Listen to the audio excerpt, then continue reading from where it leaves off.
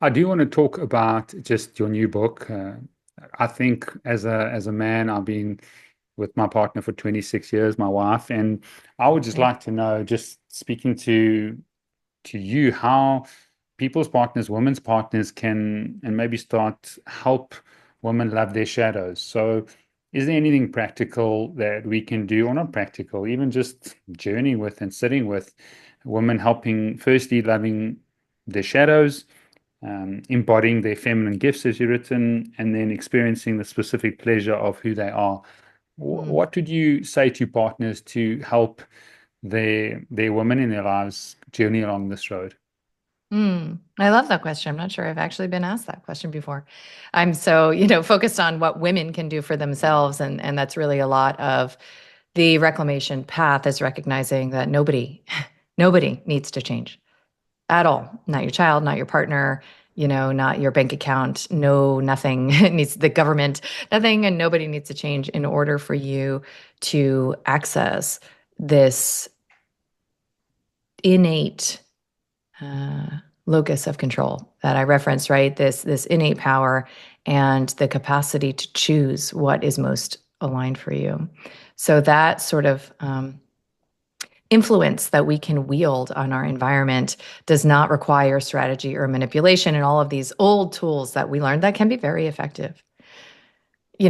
So I will start to answer your question just by acknowledging that, I was a total dyed in the wool feminist, right? So I um, believed that, and probably even a matriarchal feminist, right? So I believed that women were superior and that it's our turn, right? And so part of that is that you should be, as a man, subdued, put in your place, and that there are probably a good amount of reparations, to be paid. Mm. And I set about proving through my life choices, through my, you know, endless hunger for external validation. I set about proving that I like to sort of tongue in cheek say, like, do what men can do bleeding. Right. And so most of my careerism, my achievement and productivity oriented self concept really, sprang from this deep insecurity. And I would say even deeper than that is a fear of men. And, could be that I'm projecting. However, I do believe that all women, are biologically working with this fear. And it could just be that, you know, you could kill me with your bare hands in a way that I probably could not reciprocate, and I pole dance, I'm pretty strong, and it doesn't matter.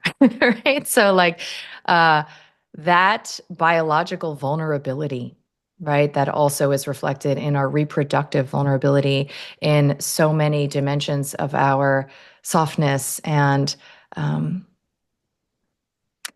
these very specific ways that we are different and require protection is totally unacknowledged by the feminist movement that suggests that what we actually want is freedom from the constraints of this biology, right? So we are pit against our own biology. We are pit against men.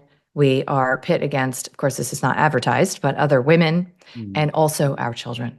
So, this atomistic perspective that says every woman for herself, while masquerading as some sort of a collectivist movement, has left us, whether you were actively participating the way I was or not, feeling wired, tired, like a bone weary exhaustion, disappointed, overwhelmed, numb, and very resentful.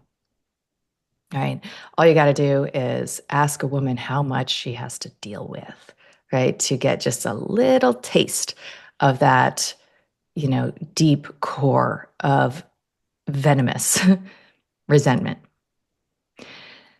What I've come to recognize is that freedom is not actually what most of us are after, that that's actually a masculine value. and that we've allowed ourselves to be colonized by the hegemony of masculine values. But in fact, our female values, our feminine values are quite different. And I would make a case for safety actually being highest in the priority list of feminine values. That to feel safe in our bodies, right? To feel safe in our relationships, to feel safe in the world, right?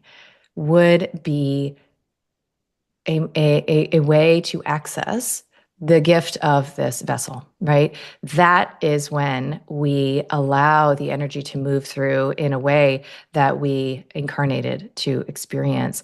That energy is very, very chaotic.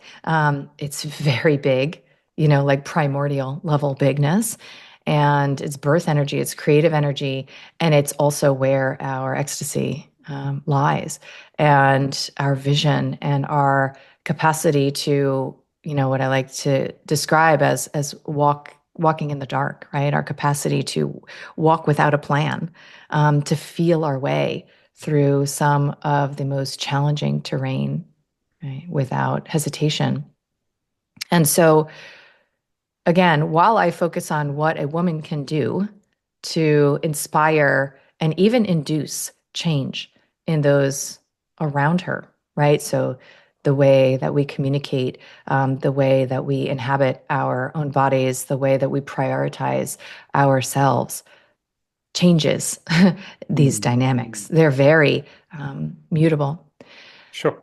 To answer your question, I think what a woman yearns for from a man and what a man's gift is through his own biological system is containment, right? So it's what, one of my teachers, Omar Pani, talks a lot about this, and it is the way that your presence, your system, right? So the stillness in your system, the steadiness in your body actually allows her to come into safety. It allows her to access an okayness that liberates whatever it is that needs to move in her. So you create permission for her to be many, many flavors and shades of herself while also holding a discrete space. So it's not Wow. neglect, it's not tolerance, it's not turning the other cheek. You're very focused and attentive. That's the masculine gift, is attention, right? And you are saying, I am here. I will not collapse. Sure. That to me is the magic, that a man offers not only his woman, but other women around, other men, and children in the world. And it can literally be through a gaze. Of course, it can be through a hand on a shoulder or a hug. Um, but it's something that can only be accessed through his own, right, Wow. inner work, whether that's meditation or however it is that you get there. That when I am around your body, I exhale, right? And I often suggest that that's actually, what it is that we should be looking for in our potential mates, is that, from the first date, you feel calmer with this man, right? Not that you feel all jazzed up and in your, trauma bond of twin flame eros, right? That you actually feel calmer and what I would describe as safer.